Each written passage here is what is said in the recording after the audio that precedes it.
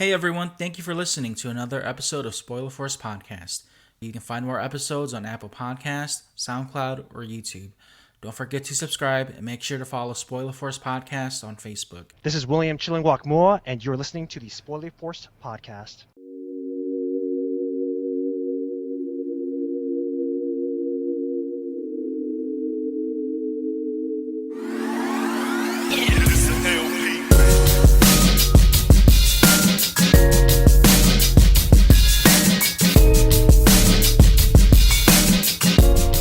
Alright, so this is episode 54 of Spoiler Force Podcast. My name is Ricky and thank you for tuning in. I do want to thank LP and Hmong Productions for letting me use their tracks for the podcast, so thank you guys. The guest I have this week is someone I've been looking forward to working with.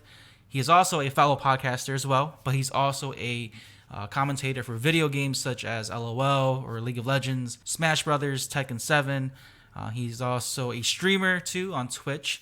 Let me introduce my guest here, William ChillingWok Moua. Thank you for being on the podcast. Yeah, man, no problem. The first time I listened to your content was when you had the episode with Treasure Moua, and you know it was funny at that same time. I also had was working with her like the week or two after you podcasted with her. Yeah, I saw that. Yeah, so I thought that was really coincidental. So I did take a look at your podcast too, and not just that, your streaming content, your other YouTube content that you have. I think it's really cool to see not just another Asian person in the gaming industry, but, you know, especially being Hmong, you know, it's something that kind of shows that, whoa, you know, our people's doing more than what we thought we could do or should be doing, right? Because gaming in the Hmong community has always been kind of looked down upon.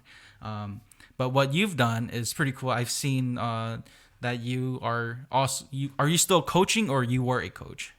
I was a former coach for Grandview University's Esports League of Legends team for their varsity team. But I've been coaching for, I'm trying to think here, coaching for roughly back in 2015. Yeah, so roughly 4 to 5 years now. I've been a League of Legends coach, and now I'm just taking a hiatus. I'm not too sure when I want to return, but I'm having fun going back to my roots with commentary. So you started commentary first then before you actually started coaching then? Yeah, I actually started commentary like a year before that, and that's where, when I was in Minnesota, that's where the University of Minnesota League of Legends team contacted me to be the coach, and that's how my coaching career kind of got kickstarted. So from there, I was just pursuing coaching for years, and then went on commentary every once in a while.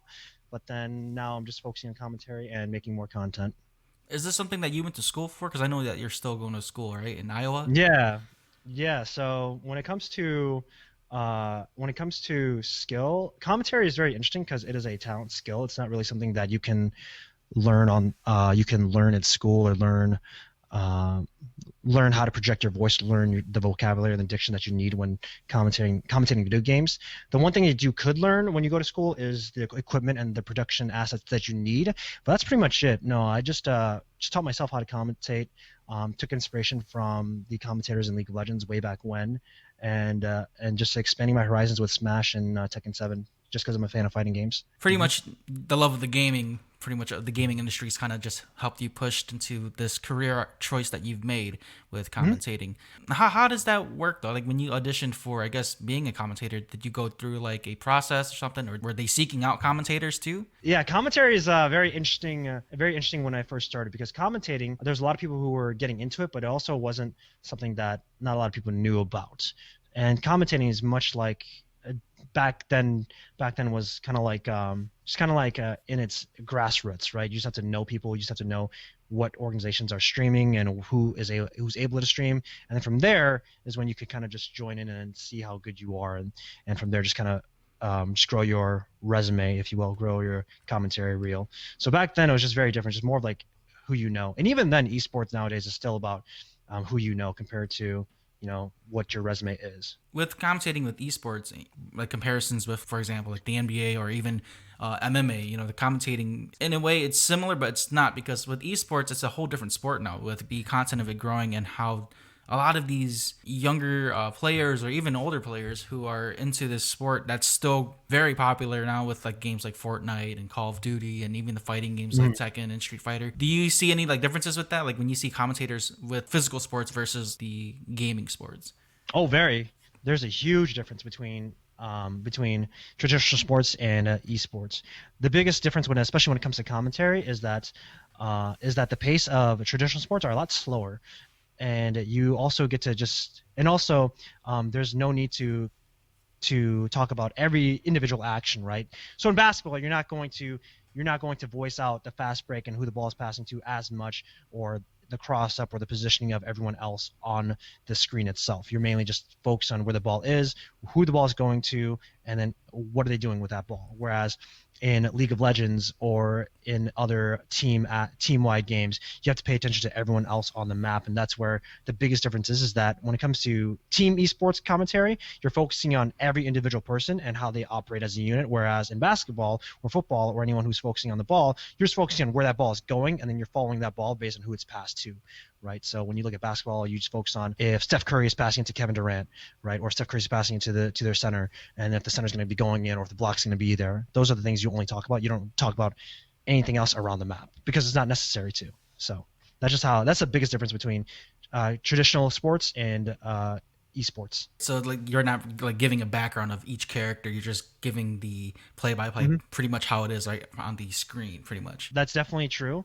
The one thing that is similar between traditional sports and esports is that in traditional sports, there's a play-by-play, which is the person who's covering where the ball is being passed to, and then the color, which is usually happening when you score a touchdown or when you score a hoop or when you score a goal, right? That's where you have the color commentator discussing how that happened, why that pass worked, or why these set of actions cause that ball to go in, right? Or if you miss that block, all these things are just analyzing. So that's like one of the similarities when it comes to commentary is having a play-by-play and having color commentator throughout traditional and esports. With being a commentator too, and you do have to have some sort of experience with the game, that way you know what you're talking about, right?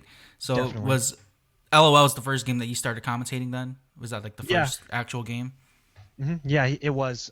League of Legends was the first game I started commentating because back then I was just trying to compete, having the young hopes of being a pro. At the time, I knew that I was never going to, because for me at least, I thought that I hit my ceiling and I wanted to pursue something else in esports and show love for the game. That's how I got into commentary work. I understand, like with commentating too, like Joe Rogan talks about like how he really wants like MMA fighters to be more of the commentators or even judges when it comes to the sport. So I figure that's what similar with esports then, right? They want players or people who are familiar with the games to be able to commentate and direct the game and describe the game to viewers and listeners versus someone who has like a commentary background with no experience in the game. So going from game to game, which of the commentary do you think is more easier for you? The issue is that each of these games require different skill sets when it comes to commentary. Sure, like you have to have a good voice and you have to be able to project and of course be able to capture the action and break down that action depending on if you're play-by-play or if you're color.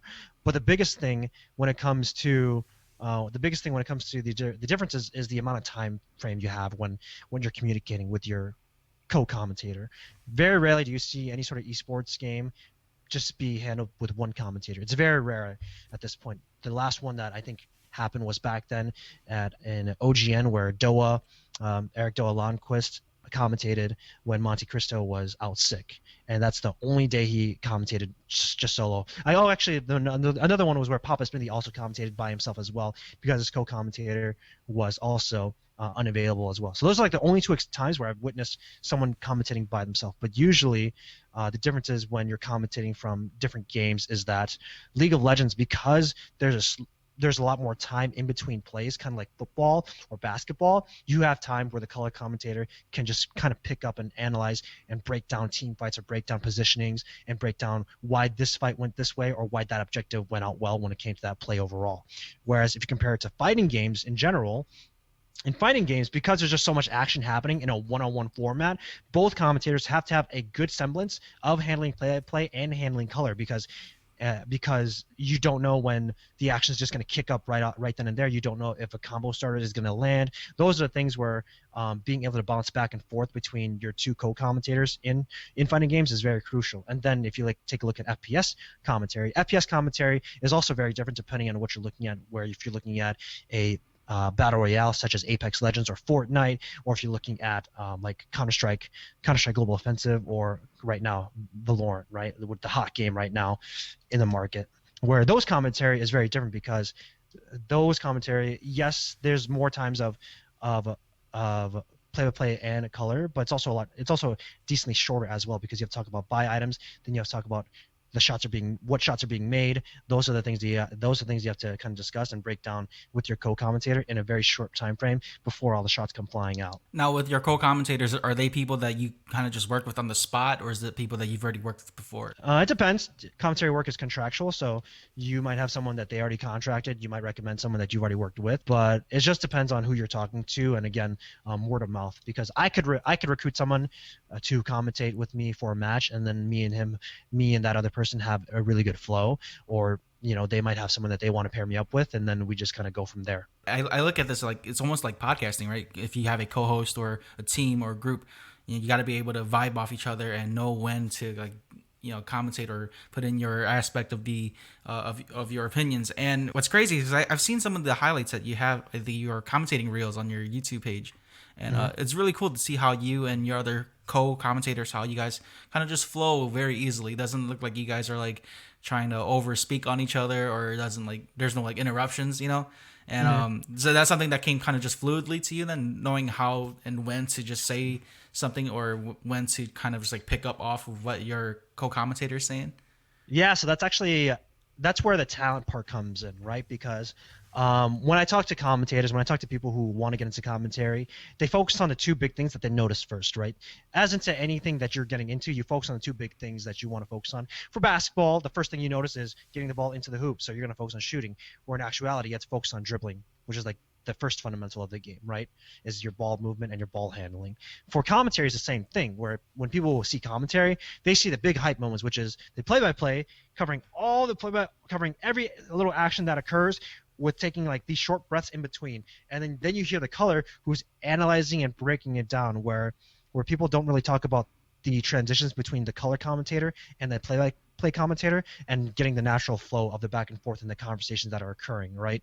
So that's where I tell a lot of brand new commentators is you could be great with play-by-play and you could be great with color commentary, but it doesn't matter if me and you do not vibe well off each other. And the way to do that is to understand how to transition well into each other. And that's for me a very core fundamental thing when it comes to commentary overall, is making sure that you know how to transition into your play-by-play, or know when to cut yourself off when you finish a topic at hand. And that's where new commentators have a pretty tough issue, because they're just rambling on, or they're just talking about one point over and over again. So that's the biggest thing when it comes to, first off, having talent, and also learning to transition and getting flow between any commentator that you have. Yeah, I never like got into the whole commentary part of that until I started watching your content, and I was like, whoa, man, it's crazy to see how easy you picked up someone else's like subject, or how you transitioned it pretty easily to a different subject. So yeah, I didn't, for listeners out there, for commentary, for who are new to commentary, this is like very new to me too. I've always thought like commentary was just like you got to know the game or know the sport and just kind of say what you wanted to say. But after seeing some of your reels, I'm like, yeah, that's a whole different game now. It's you got to be able to know how to work with your co-worker or your co-commentator. Yeah, but to pick up off of just like the gaming aspect that you've been in, Sure. You've also transitioned into podcasting and Twitch streaming too. Yeah. And is this something that's helping you with, I guess, your commentary skills as well?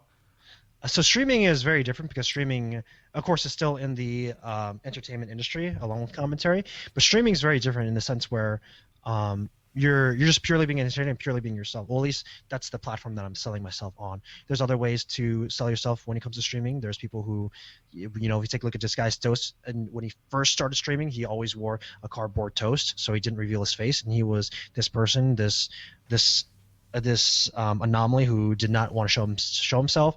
There's other people on the stream who have a character such as the guy who streams like all the battle royales like PUBG and all that stuff. Like he has his own character, not being himself. So there are a lot of ways of where you can approach streaming. When it comes to helping commentary, It depends. It honestly depends on if I'm like commentating a tournament on my channel or commentating something where people can watch. It's honestly a lot more fun, a lot more fluid. It's not really a place where I focus on commentating. And then when it comes to podcasting, podcasting is just a platform where I get to explore gamers and their stories, especially people who have been around the scene but aren't well known, or people who have started from the grassroots of a certain game and are still trying to make an effort to become professional or find a career in that field. So that's what my podcast does. I've seen that you've worked with or had guest spots of like gamers from like Minnesota, from different states, and even like just young gamers, you know. And being a gamer for this long and being able to pursue this career option as a part of your choice, just to even, you know, like I said earlier, this is something that like a lot of Hmong folks don't look brightly on. Is that why you kind of just wanted to do your podcast, just to help like these younger kids or these younger gamers kind of just like get some sort of platform too? There is a sense of me that I do want to help out with the Hmong community when it comes to gaming overall. I'm not too sure of anyone else in the Hmong community who is focused on esports or focused on pushing esports in general for the Hmong audience. But for me, the reason why I joined in was just my love for it. When I grew up, I did have a lot of Hmong friends, but I wasn't really that close to the Hmong community. And I guess it was just until recently where I kind of got in tune with the Hmong community in general. So for me, it was just the love of the video game and the industry itself, seeing a lot of potential and seeing it boom. Because you take a look at it now, TSM just has a $50 million esports facility dedicated to their streamers and dedicated to their players, and we take a look at 100 Thieves as well. They also have a esports facility in the making. They even have a stream house as well for all their streamers like Valkyrie and everyone else. So this is where esports is kind of taking a big boom when it comes to, you know, money and investment and all these other topics. So that's how esports is, and that's how I viewed it. But for me, it's honestly just the love of commentary and the love of just playing games in general, because I grew up with it my entire life. Yeah, and there's also like scholarships for schools now for even esports, which I never knew that was actually a thing. And what are your thoughts on that? Like how schools are integrating that into an actual, like, for scholarships and stuff. That way, you know, not just only athletes who are in traditional sports, but now there's athletes in esports. The idea of it is really good. The idea of giving scholarships to young adults who are very good at video games and can generate buzz around your school and to bring more students in is very, very great. Because when we take a look at today's age, like, the reason why gaming is so popular is because anyone can play that game, anyone can pick up and play that game and play and be decently good at it, right? Compared to traditional sports where you have a recovery time, you can't pick up and play basketball in a week's time frame and get decently good. You have to spend a good amount, you have to spend like a month at basketball or soccer or football to get mediocrely good to perform. Whereas in video gaming, you could play League of Legends for a week and then you'll have a solid idea of how the game operates because there's no recovery time, which is why it's really, really good to have. The issue with collegiate esports right now is that many schools are using it as a cash grab. They want to bring students in because they play video games, and they give them a small scholarship or like a decent scholarship, but they still make their return money back because of the tuition that they receive, right? So that's the issue that I have with a lot of college programs, is that, one, they're jumping the gun way too fast on understanding how an esports program works, because it does not it's very different from a traditional sports program, and two, kind of just baiting these students in to join this program when there is no good infrastructure already established at those schools. It's very rare to see schools right now that have really good programs. The ones that I know off the top of my head is Columbia College in Missouri, Maryville University, which for sure is the number one best facility right now to go to when it comes to esports, but they only accept the best players. Harrisburg University in Pennsylvania, and of course Granby University, because the infrastructure being established at these schools are very good. And of course I think Illinois College and Illinois Wesleyan, some of these Illinois schools also have really good infrastructure as well, and Robert Morris too. So those are schools that I say have pretty solid infrastructure when it comes to just building up a program. But a lot of these schools are in their first year, second year, that don't have good infrastructure because of, you know, not having enough money for the program itself to have staff, not having enough money to market their esports program, not setting up a good way, a good audience for their players is in my opinion very, very bad for an esports program. And that's why you see a lot of esports programs. Yes, they do have it, they have scholarships, but you don't know it because no one's actually advertising it outside of like these small schools. I listened to one of your episodes that you had with another, I believe it was another coach or gamer. But you guys spoke about like, now you were coaching college kids, right? Is that what you were doing at first? Yeah. Okay, so the kids you were coaching, like you guys had to make sure like they had like their grades up and make sure they had to get rest and all that stuff too.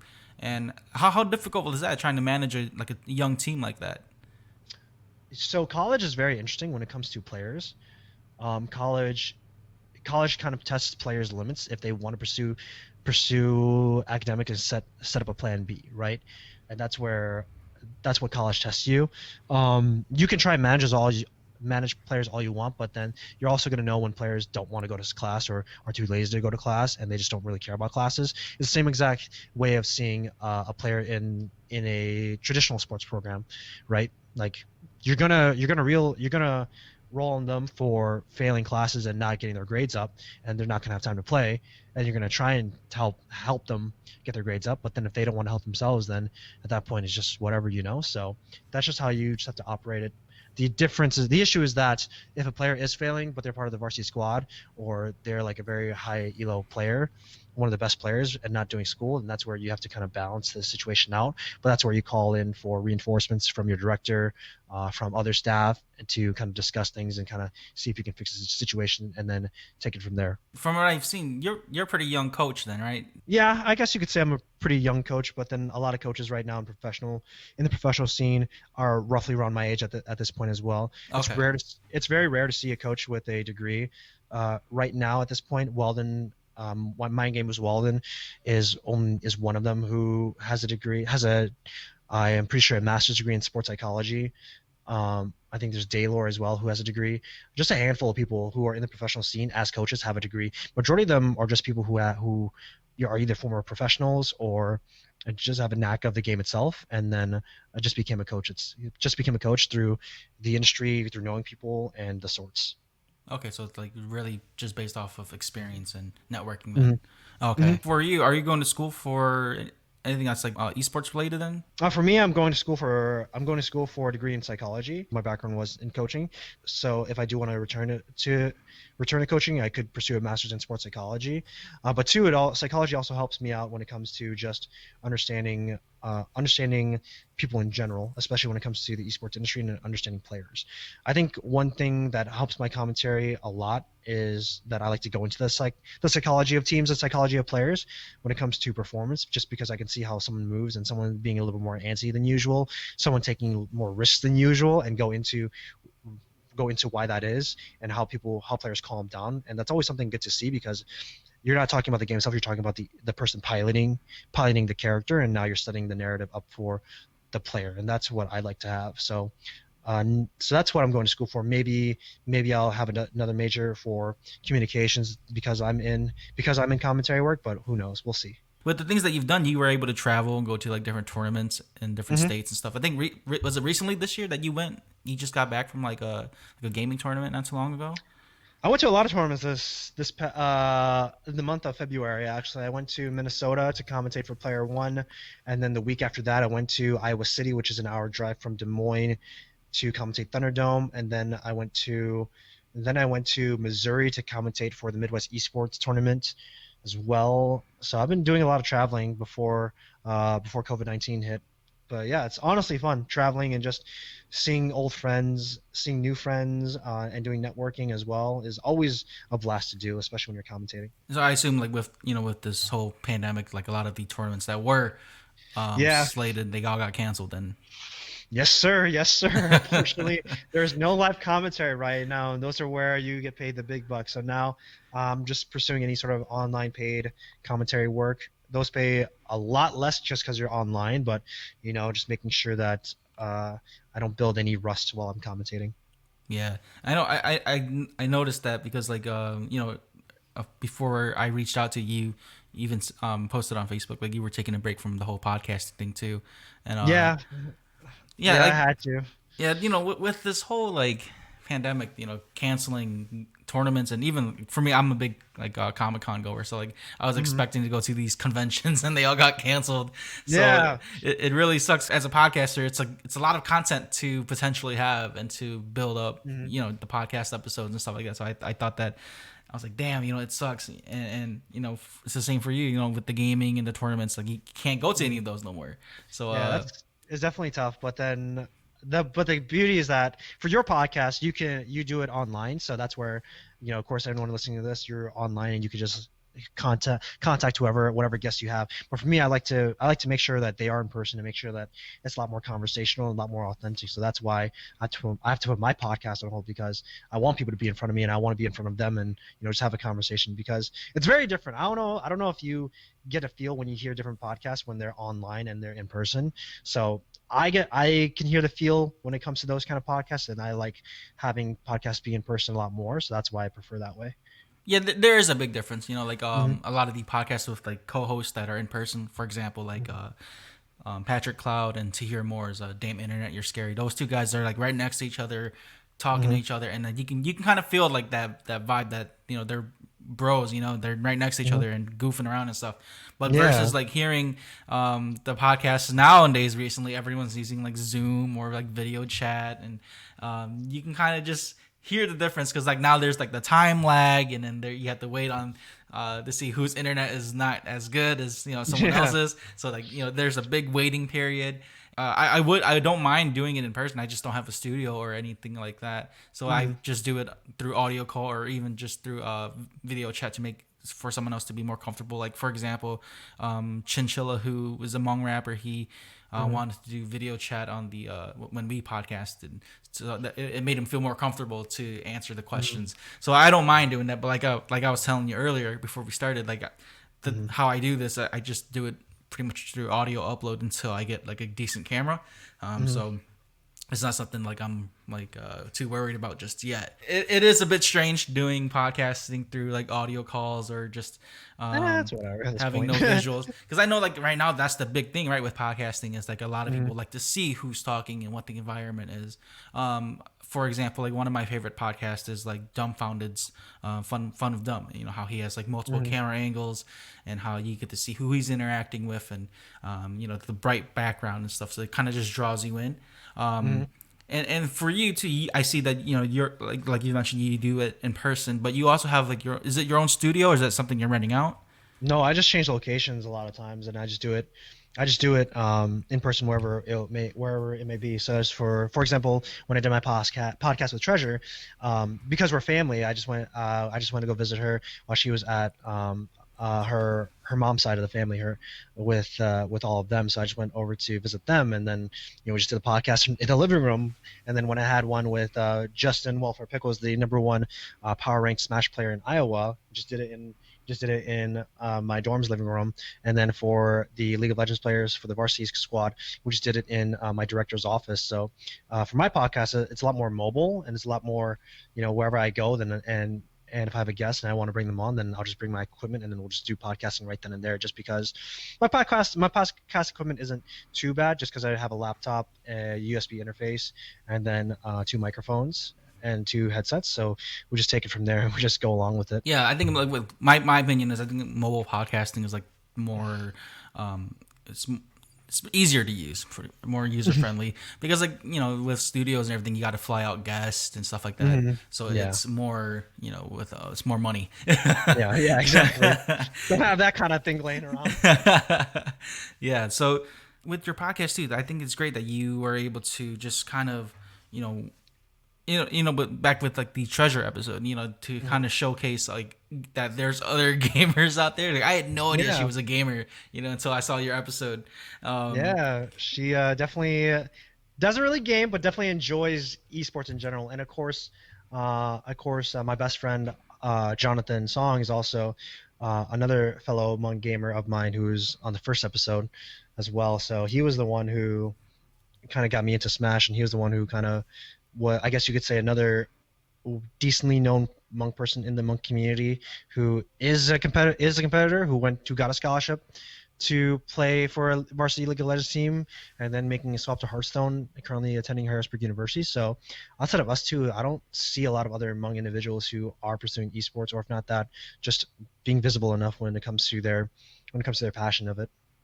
Yeah, I see like there are like a lot of like Hmong streamers, they like Hmm. to stream video games on Facebook or Twitch Yeah. even, but they don't ever really pursue like how being competitive in the actual like industry. I have not seen too many people doing that yet. But Yeah. I do hope that with the community growing, that they do get to do something like that because like I've said, it's really cool to see someone like you do something in the industry like this. Thank you. It's a first for me to see someone that's like that I can relate to, like, oh, that's a Hmong person in the gaming industry, and it's something like where, for me growing up, it was always something like, you're never gonna make anything out of gaming. Hmm. So like now we got someone like you out there, like, look, William's doing that, so it's possible. Yeah. It is, yeah, and it's very hard too, especially when you're talking to elders and you're talking to the OGs of the Hmong community, because my parents, when I first started getting into esports and telling them how much money there is, they didn't believe it as well. Like when I took a break from college when I was a sophomore, when I was 19, this is where I was exploring my career options and going into esports until I got a scholarship to go to Lord's University in Ohio, and they were like, "Oh, okay, all right, Mister got a good scholarship off a video game. All right, we'll see you in Ohio." And then I went to Ohio, right? And then just recently when I went to California, in a layover to Colorado, I was actually having a conversation with one of my uncles who is a robotics engineer, right? Well, not retired, but he was a robotics engineer, and he was asking me what I want to do and all of my passions. And being a person who's in gaming, he's like, oh, it's just an OG. If I tell him about video gaming, he's not gonna care, or he's gonna say just go back to school and everything else. But when I had a conversation with him, he was very happy and very surprised of what I wanted to do. And then after I finished telling him about commentary work and why I want to go into it, he went straight to my parents and told my parents, like, you have to support your son to go to LA and be a professional commentator, because that's a lot of money. And my parents were like, what? You know this stuff? And then so that's where my parents finally had like a belief, where from a fellow Hmong elder of having hopes and dreams of pursuing esports, because for some reason a 70-year-old robotics engineer knew everything about gaming and knew how much money it was into gaming, and so he was advocating for me to my parents about pursuing it and just convincing them as well. So appreciate my uncle for doing that. It's a good thing too, with esports growing like this. And I don't think that's gonna stop. But I think it's just like podcasting. It's gonna be something where it's gonna be a long term thing, because Hmm. you got like NBA players playing games, and a lot of celebrities are playing games. You were speaking about Smash Brothers earlier, and I think like an hour or two ago, I was actually watching you play on Yes, Twitch. sir. Yeah, Hmm. so watching Smash and everything, seeing how there's like they integrated SNK characters, Street Fighter characters, and even like the other types of anime kind of characters into this game. I think it's really cool that Smash Brothers has like this huge option of character choices. Would you prefer playing Smash as a fighting game for you then? Is that something that's your go-to for a fighting game? Personally, I like Tekken a lot more than Smash, but Okay. the reason why Smash is great, and the reason why Smash is awesome. I actually had a discussion about this with Josh, Panda Global's Josh, on my second episode of my podcast, where we talked about why Smash is so tight knit, why there's more locals in Smash, and why Smash has such a bigger audience in general, right, compared to the other fighting games. Because we take a look at Blaze Blue, Street Fighter, Tekken, Soul Calibur, all those fighting games, right? You take a look at those communities, and they're not as tight knit, they're not as communicative towards each other, and there's rarely any locals for those kind of fighting games, because there's just so many, and they all have similar mechanics set up. Where you take a look at Smash, it's the only platformer, um, and because Nintendo doesn't back up Smash's competitive scene, that means everything else is still grassroots. Even to this day, for as long as Smash has been around, since Smash Melee, the entire Smash scene is still grassroots, solely because Nintendo doesn't want to invest into the Smash competitive scene, right? So that's where, when we take a look at Smash and why I like Smash, is mainly because of the community and the friends I make and their passion of it, and also just having discussions of not only Smash but other games as well. Because people who play League of Legends, usually automate to Smash. People who play Smash all sometimes automate to League of Legends. We take a look at Samsora and Void; they play League of Legends as well. We see them make tweets about it when they play League of Legends, and and of course some Smash players also do that. Some League of Legends players play Smash as well, so that's why it's super fun. Is just the community and the audience, and also just networking. Because when we take a look at Smash, like when I commentate Smash and when I travel around Smash, eventually it doesn't become who's the best in Iowa. It becomes which state is better, and after which state is better, it becomes which region is better. So we take a look at Smash Out, where it was mainly a Midwestern tournament, but then I think a handful of Pennsylvania East Coast players came to the tournament, and it eventually they Juice made top 8, and eventually he was, you could say, the underdog for the East Coast, and the narrative was that he was the East Coast representative to see if he can battle all the way through all the Midwesterners representing from all these states, from Minnesota, Wisconsin, Iowa, Nebraska. So that's where it becomes very fun. Whereas you look at Tekken's great, but then you don't have that kind of local or regional representation. You only have a national sort of representation through Anakin, through Jimmy J Tran in the U.S., and then now we take a look at Pakistan through Arslan Ash, and through what's his player? I forgot. I remember another Pakistani player who played Akuma. Him. Then of course you have Japan and Korea. So when we take a look at all the other FGC games, it's not about local and regional anymore. It's about national, and that's where the difference is that the community is very different in a sense where you don't actually get to have a nice close knit group of people that you can hang out with, compared to Tekken. And we're looking at Tekken and comparing it to Smash. So. Yeah, that's a good point you brought up, because with Smash there is like the local community and stuff like that. With like I was saying, Street Fighter is one of the games that I followed for quite some time, and usually with Street Fighter it's always like a national thing. You know, you have the Korean players, the Japanese players, and the American players, or even like the South American players. I haven't really seen like where there's like a just a domestic United States Street Fighter like local scene going on, like how with Smash is. So that is a good point that you brought up. But have you met anyone that was like, I guess, international when it came to like Smash, or is it just mostly local? Yeah, I do meet a lot. I do meet a decent amount of people when it comes to going to majors and stuff. When I went to Big House, Big House 9. That was a fun event where I got to meet a lot of the professionals. I got to meet Tweak, took a picture with him, took a picture with took a picture. I'm trying to think of who I took a picture with. Took a picture with Hungry Box when he was hanging out tacos from Taco Bell, because he was promoting Grubhub, which was awesome. Took a picture with Esam as well, and just got to know them a little bit. Met Rizro. Just met a lot of Smash players, and again, like that's the reason why I think I like Smash so much, is because all these majors, you get to meet all these cool people, but even then, you get to meet everyone else that you met. I know a lot of people from Wisconsin now in Smash because of my traveling, in Iowa, in Nebraska, and in South Dakota. Some people in Missouri as well. So that's why it's really fun, and that's why it's great when you're traveling. Yeah, with these fighting games, like being in one of the major tournaments, like Evo, have you been to that event at all? No, I really want to. I'm saving up for it. Eventually, I'll go. Eventually, but it'll be a while. Yeah, because like I think it was a few years ago. I was planning to go because it actually fell during the weekend of my birthday. I was like, damn, I should really go to that. I couldn't. I didn't make it in time to buy tickets and stuff. With Evo being such a huge fighting tournament, and had you had the opportunity to meet someone like James Chen, someone like him? Have you got to meet him before? No, I wish. The only professional I met was Anakin, and that was when he came up to player up for Minnesota. That was a fun time. I played some locals with him. I almost beat him in best of 5. Went to game 5.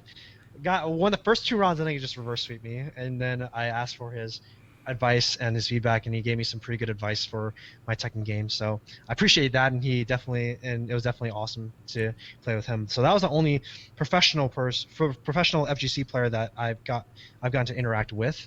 I eventually want to meet Poke Chop, who's also from Alabama, along with Anakin, and he's the number 1 Josie player in North America right now. Maybe there's another one. Rick the Ruler is coming up with Josie as well, but we'll see how he turns out.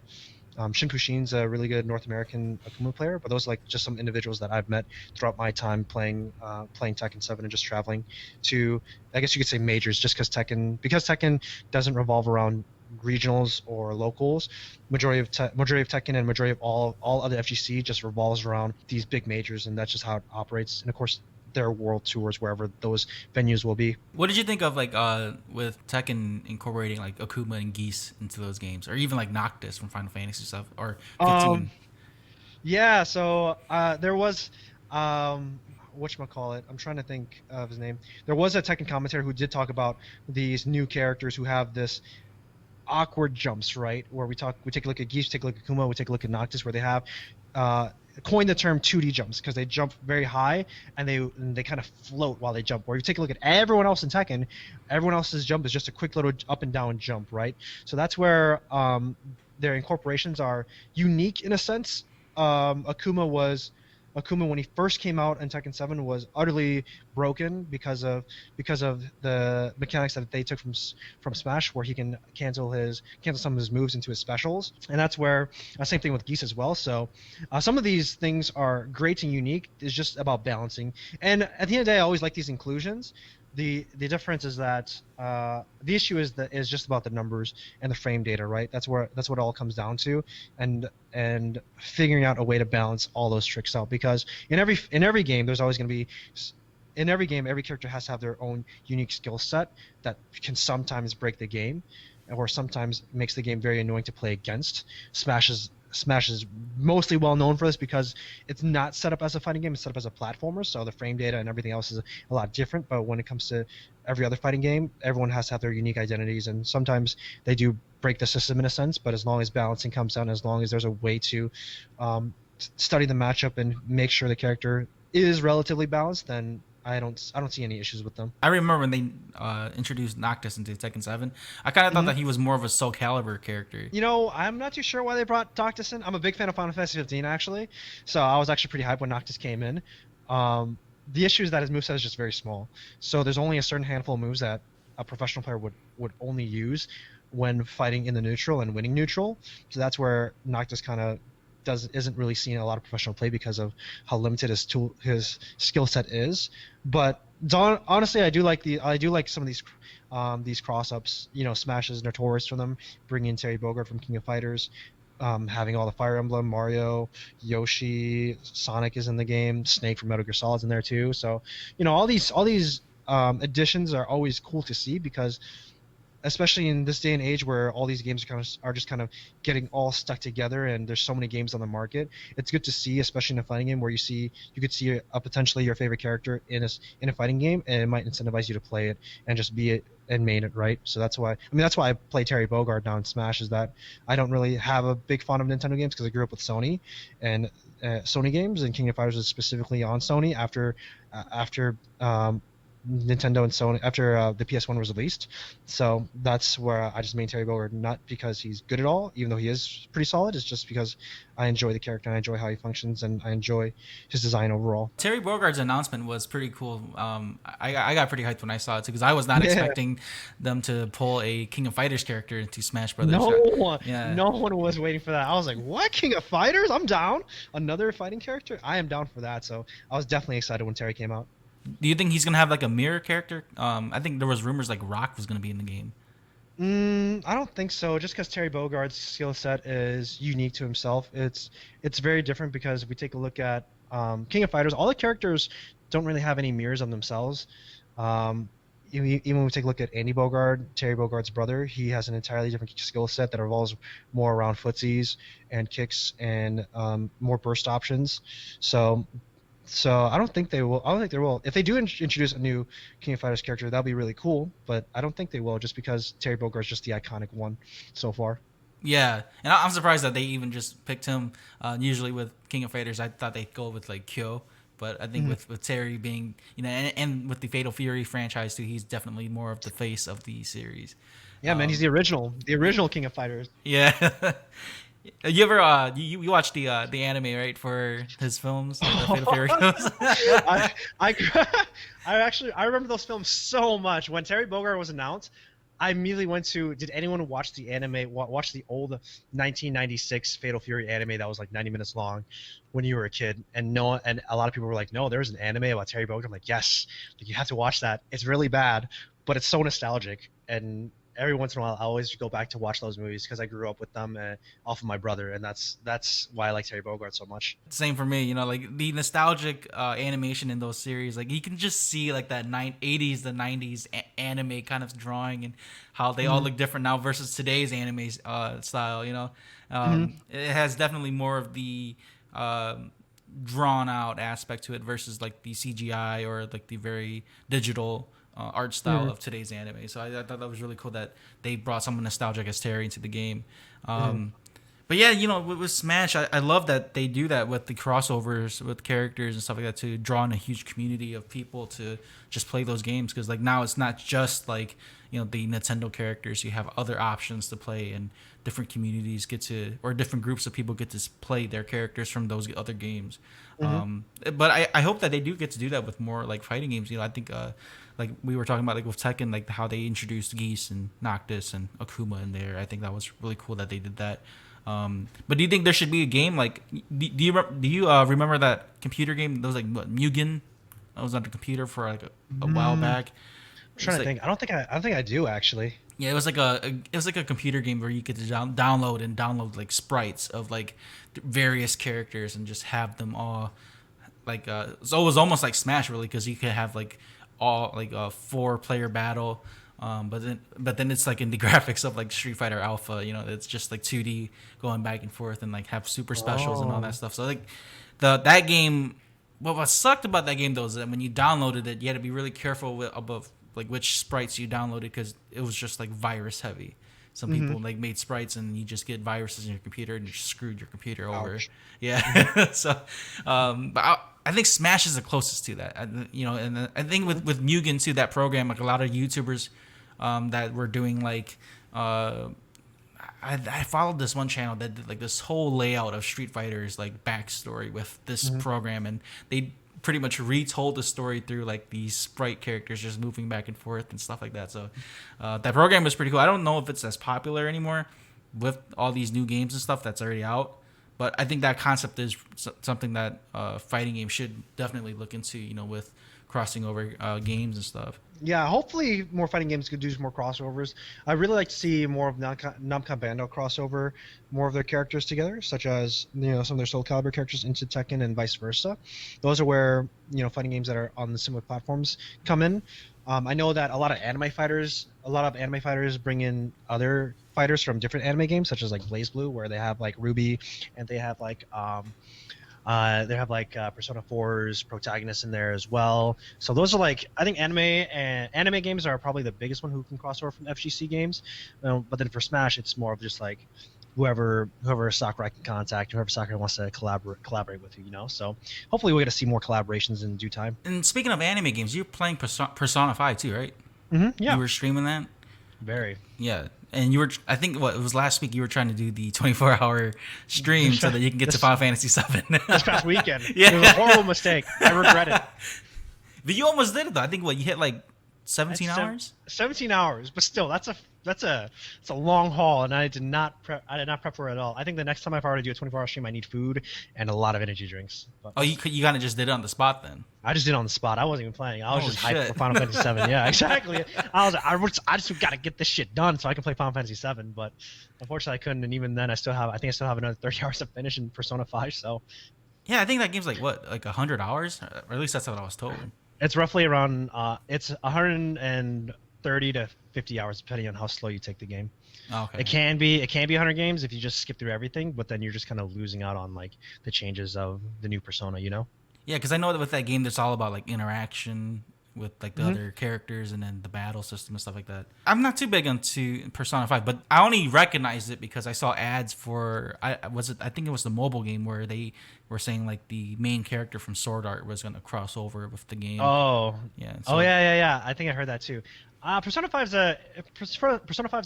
a different take of the JRPG series because the battles of course are very similar to other JRPGs, but then the difference is of course the you could say social simulation that you have, the school simulation that you have as a student, and building up relationships and all that stuff and getting to know your characters. I think that's why a lot of people do like Persona 5 is the break in between, whereas other games are just narrative and then fighting overall. I think that's what made me like not really recognize like the whole style of Persona 5 because of the whole break you get in between where you're doing the adventure part and then bam, you're in the like slice of life kind of genre of the game.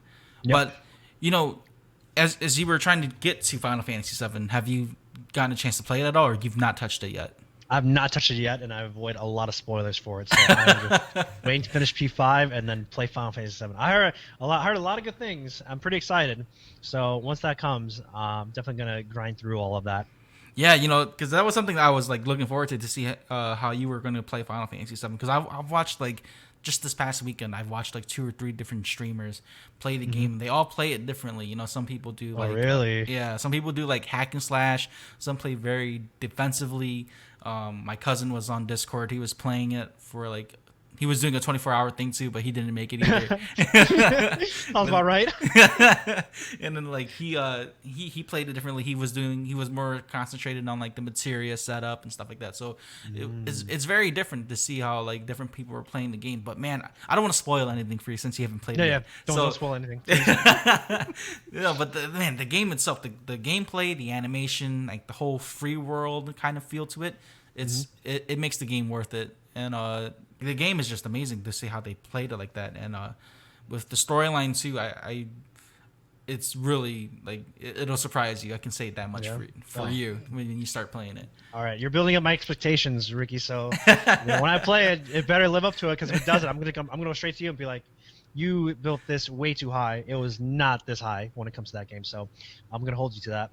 Yeah, for sure, man. Like, yeah, it's something that I mean, like there's some things that could be worked on, but I think overall, just seeing how people played it, I think it's really cool to see how there's different people who played it differently. Like, it's not like very simple, I guess you can say. Like, it's not like where everyone plays it the same way.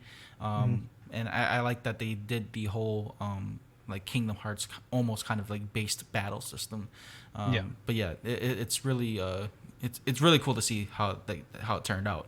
And honestly, I think that the wait is kind of worth it, honestly. But some people, the only reason people were mad was because it's basically just like the story wise. The first part. It's the first part of the entire Final Fantasies. Exactly. So that's why everyone was just mad because like it's episodic.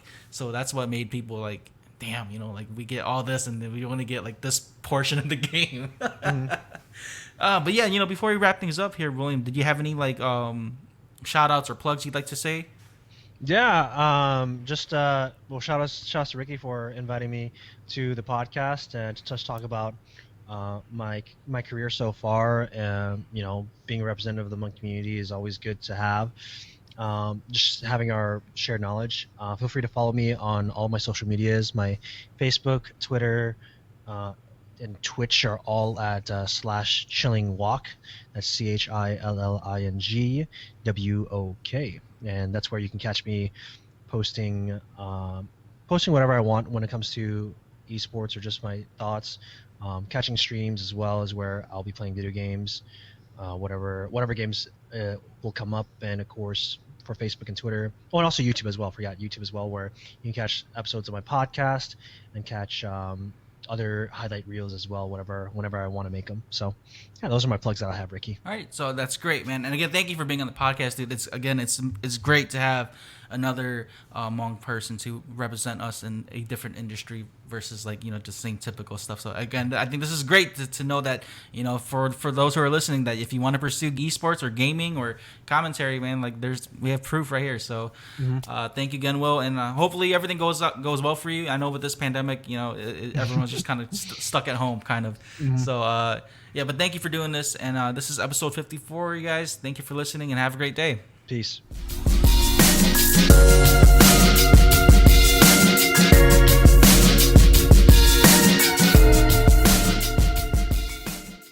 If you enjoyed this episode, make sure to follow, like, share, subscribe, and rate Spoiler Force Podcast. For comments, questions, or criticism, you can email me at rickyvang92@gmail.com or message me on Instagram at instagram.com/rickyvang92.